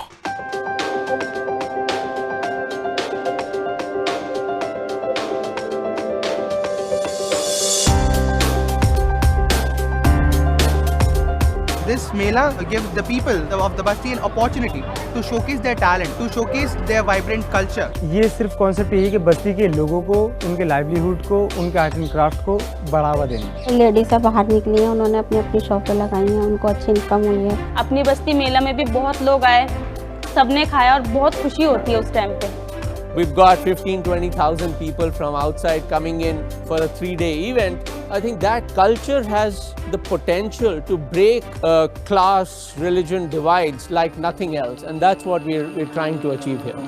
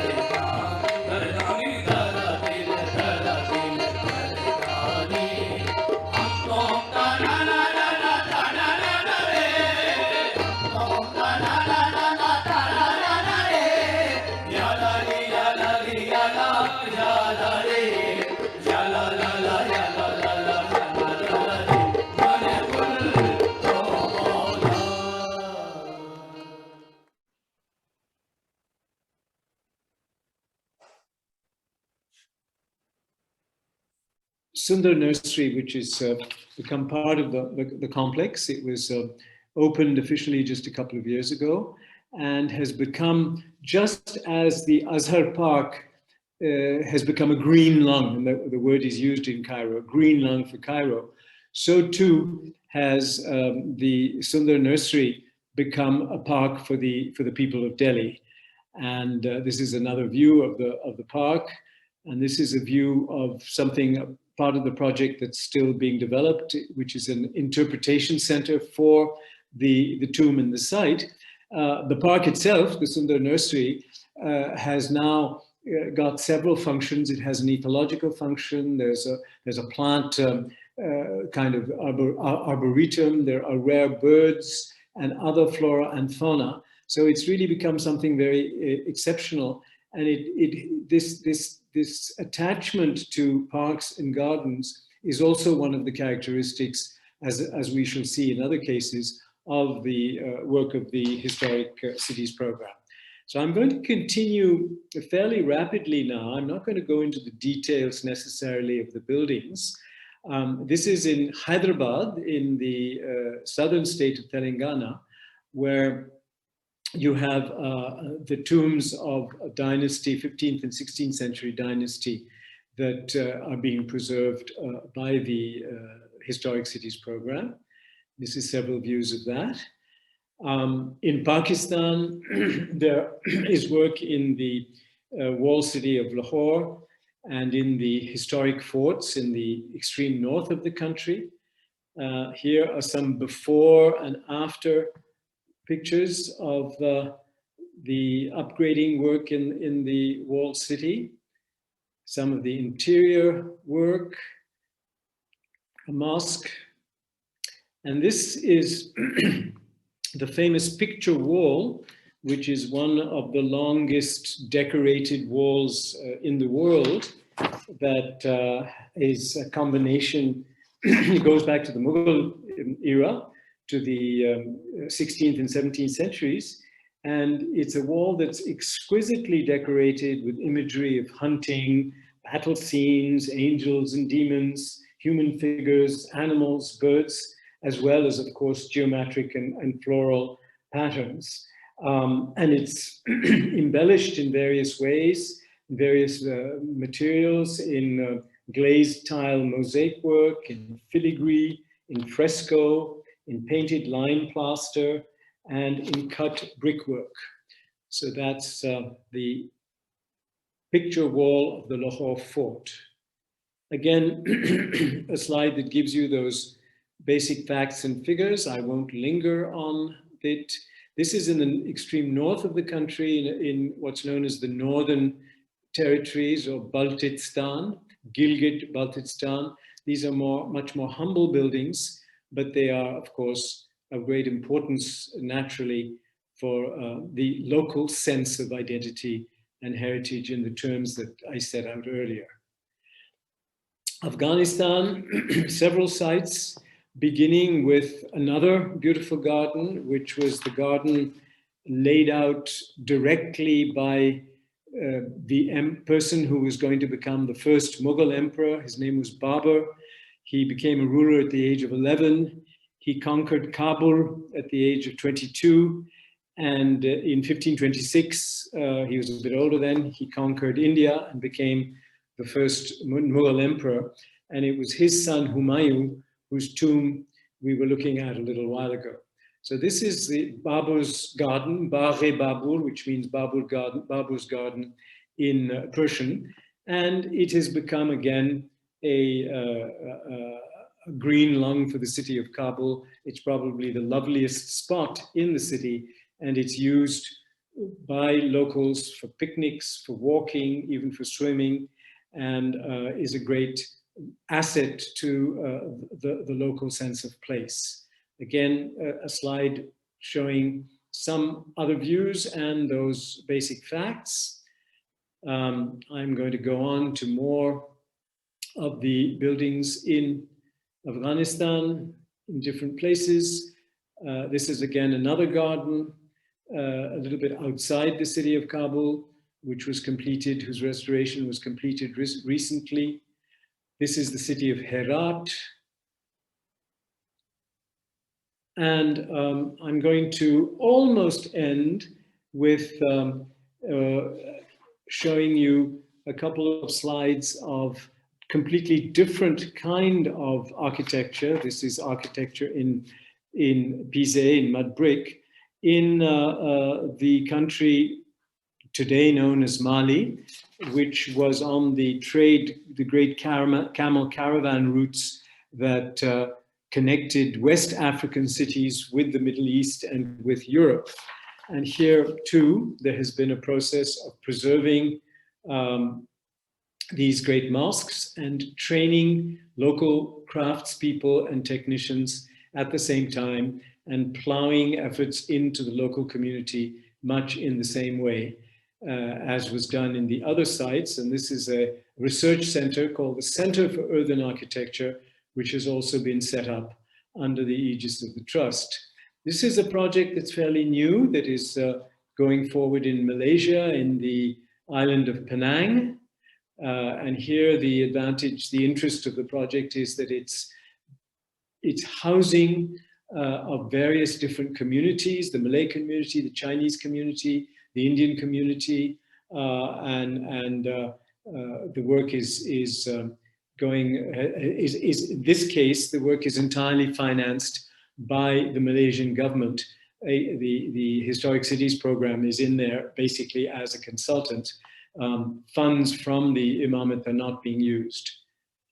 Syria is another chapter which has a version going back to over almost 15 years. Then came the hostilities and all the trouble in Syria.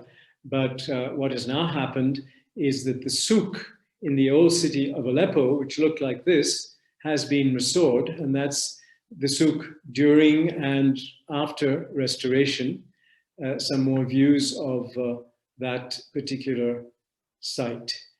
And this, I think, brings me to the end of my presentation, and I'm using exactly the same citation from the words of His Highness that was used at the end of the film. And if I'm not mistaken, I have ended. So there we go, and I'm open to comments, questions. Thank you so much, Raj. I need to stop sharing. Yeah. Thank you. Yeah, round of applause, and the amount of information, the just breathtaking imagery too that you offered is amazing. Nahid, I wonder if you could bring up those questions that we had shared earlier so that we can have a little sort of guideline to the conversation. I'll also mention that you can ask any question or offer any comments that you want, but perhaps these will help us to guide the conversation. And so does anyone have any specific sort of like content-based questions for either Dr. Rashid or Raj about the topics or the information that they offered?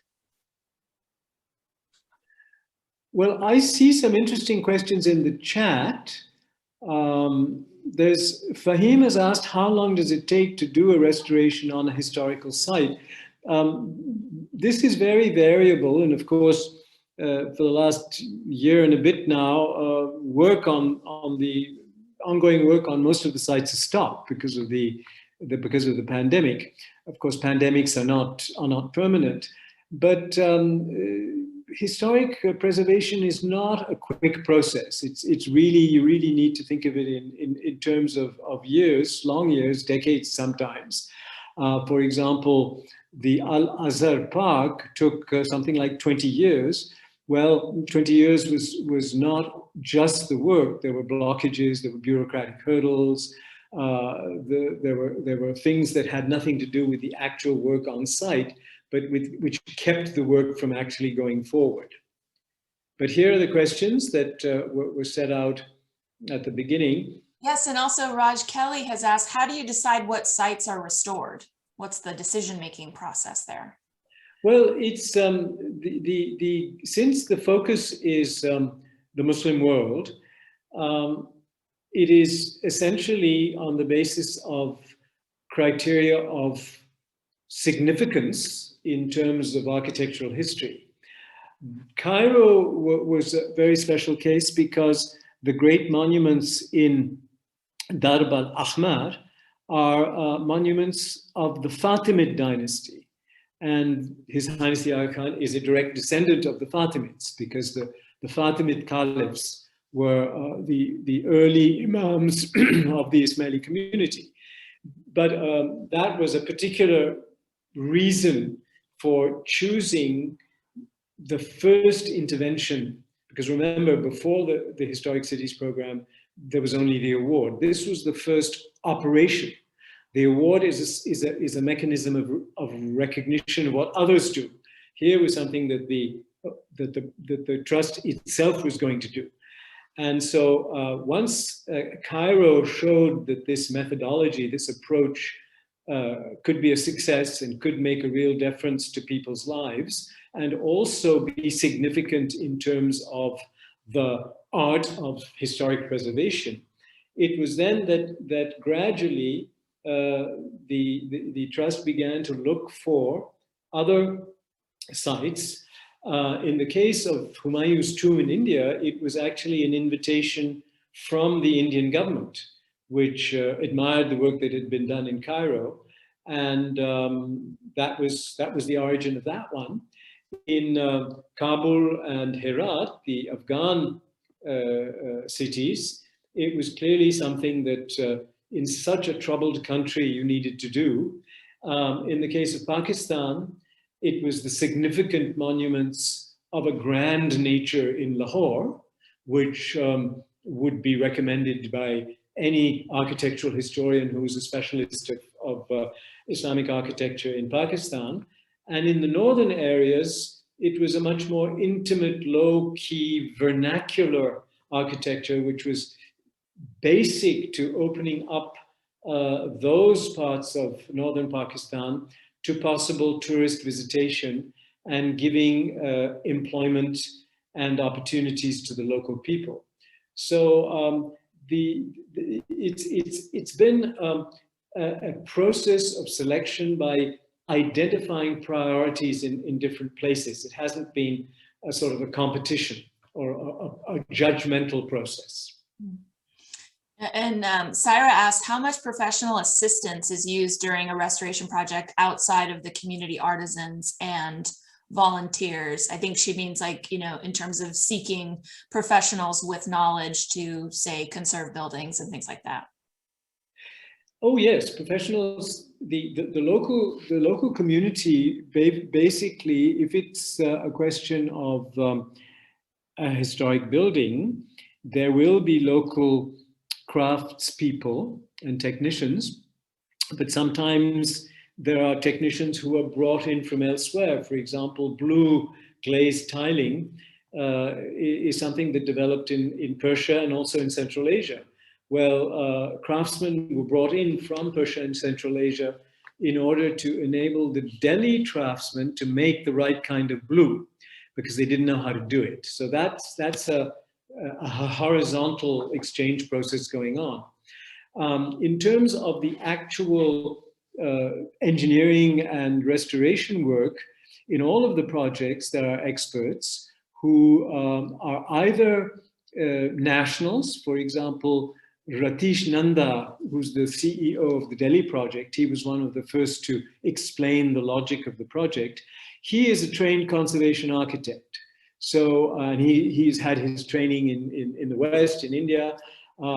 He's as good a conservation architect as anybody else in the world is. And in some cases, for example, the gentleman who is right now in Penang is an Italian, Francesco Siravo, who is an Italian conservation architect who's worked in many different countries of the world. So you always have a team of top-level experts working with local people and local experts and trying to use local and traditional approaches and materials to the extent possible. Thank you. Yeah, it's definitely, you know, that exchange of skills, ideas, information is really interesting as part of those conversations. I do see that we're running a little low on time, so there's one more question in the chat, Raj, so we'll come back to that, but I do want to ask Dr. Rashid a question to come back to, maybe to marry some of these topics that we've had across the dialogue today.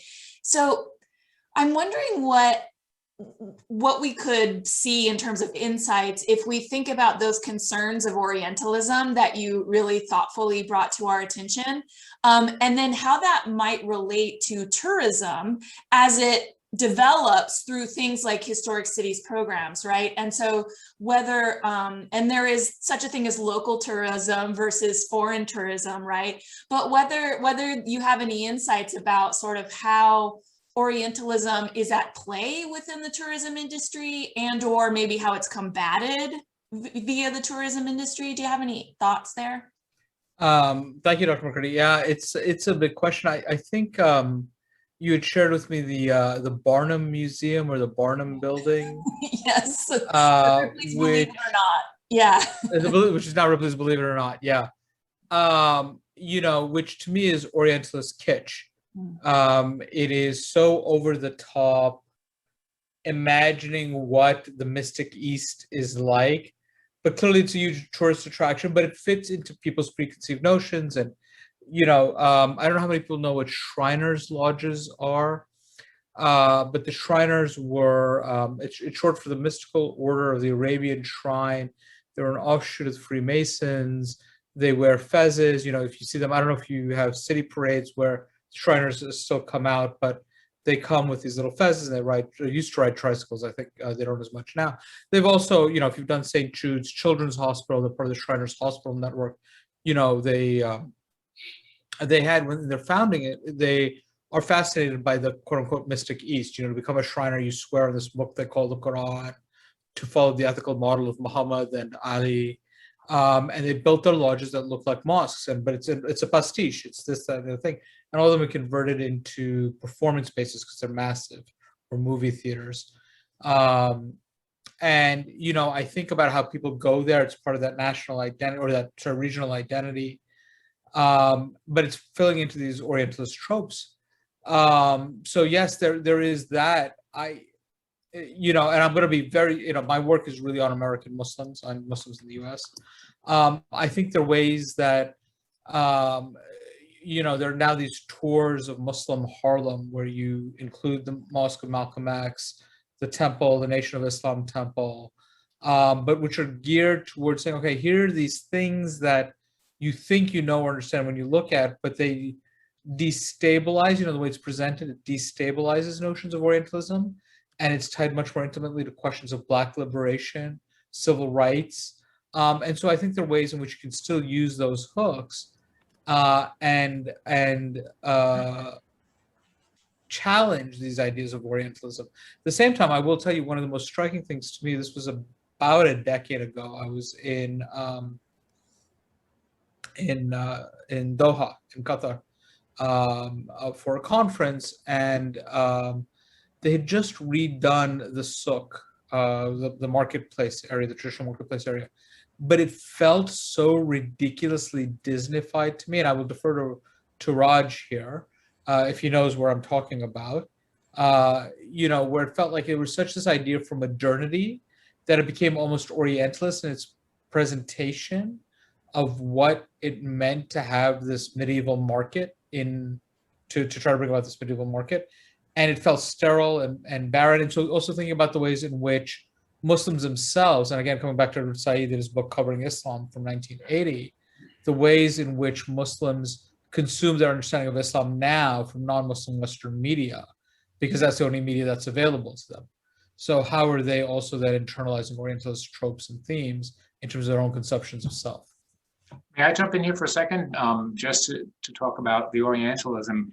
And Hussein, you will know this, that it's interesting that the tradition of this vaguely Orientalist architecture, called Moorish architecture, was also used for synagogues in the 19th century. And you go to New York City, I'm a New Yorker, in Central Synagogue on 55th and Lex, whatever, you don't know whether it's, it could be anything. And you go in Europe, also in Germany, the Great Synagogue of Berlin was vaguely Orientalist. So it's that notion of the other, the mysterious East, that was used by Jews themselves to try and import some pastiche of something to differentiate themselves from the churches that surrounded them in American and European cities. So it's a very multi-layered history regarding Orientalism and its misuses. Yeah.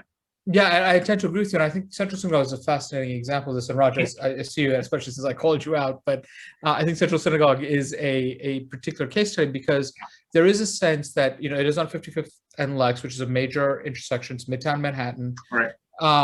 There is a mosque that is actually right around the corner from it, and people often get confused between this space and the mosque because it is done in the Moorish style.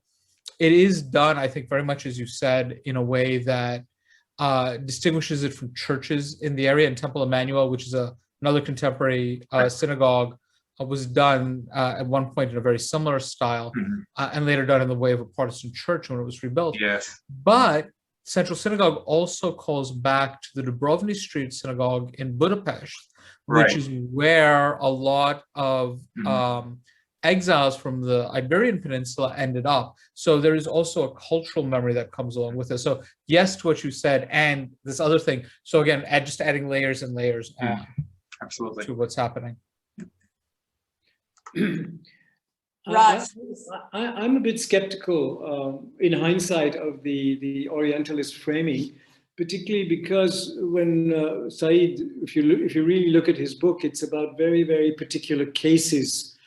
Certain scholars, and I don't think that can be extended to everybody. And I think also that in many of these borrowings, the truth of the matter is exactly that which Hussein has just expressed, which is that it is relatively innocent borrowing from some model somewhere else. And I think we're probably reading much too much into this very seductive Orientalist thesis. But I think certainly in relation to the work that is done by the Trust, by the Historic Cities Program, I don't see Orientalism playing any part. And I don't think that pastiche and the tendency to take a certain number of elements from an architectural repertoire and just throw them together and say, this is Christian, or this is Islamic, or this is Roman, or whatever. That's not Orientalism. It's a different kind of practice. Yeah, I can see the differentiation there, and I think it's important to consider the terms that we apply, and then maybe in what arenas they apply.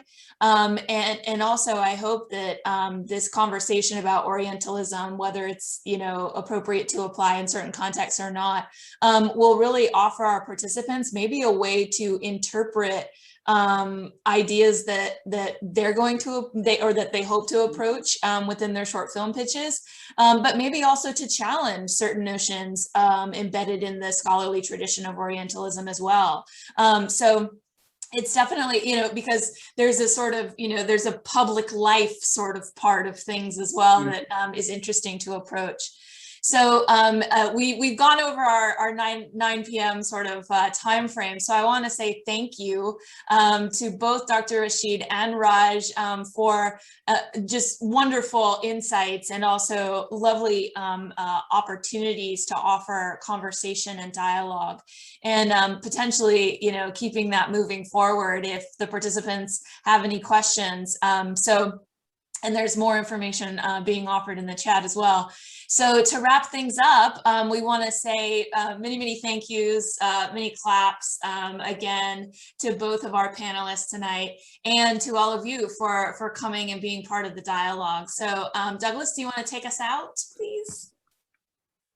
Oh dear, you leave it up to me, Leah. I can't top what our two panelists gave us tonight, and it would be presumptuous of me to do so.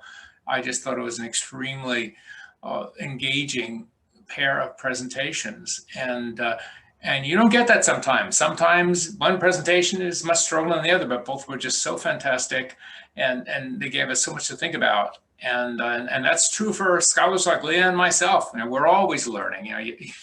You realize what you don't know when you hear someone like Raj and Hussein speak. You realize, oh my God, I need to read that book. So we share the same things that all of you are sharing, and the participants here, and it's always a learning process, and it's why we love this so much, because you never know enough, and someone always comes in and tells you something that you want to research more.